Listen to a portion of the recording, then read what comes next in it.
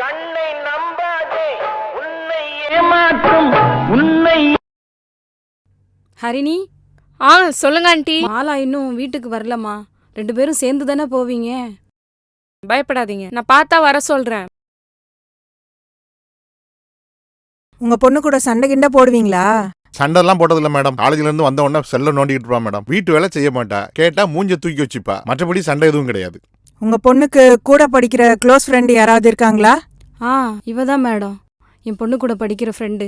நீங்க ஃப்ரெண்ட்ஸாமா? ஆமா மேடம். அந்த பொண்ணுக்கு வேற ஏதாவது பையன் கூட பழக்கம் இருக்காமா? இன்ஸ்டால ஒரு பையன் கூட பழகிட்டு இருந்தோம்னா அவனை பார்க்க போறதா சொன்னா.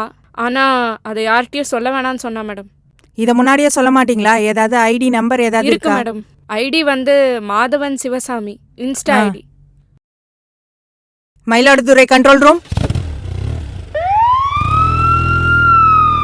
நம்ம 2 பேர் வீட்லயும் போய் பேசணும். நம்ம 2 பேர் வீட்லயும் சமாளிச்சு அதுக்கப்புறம் பொறுமையா கல்யாணம் பண்ணிக்கலாம்.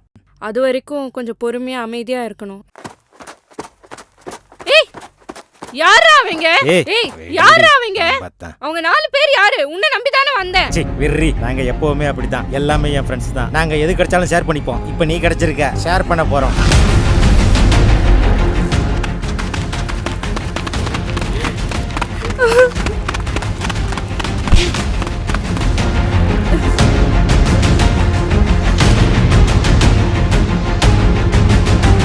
நாங்க எவ்வளோ கஷ்டப்பட்டு போராடி உங்களை மீட் இருக்கோம் தெரியுமா?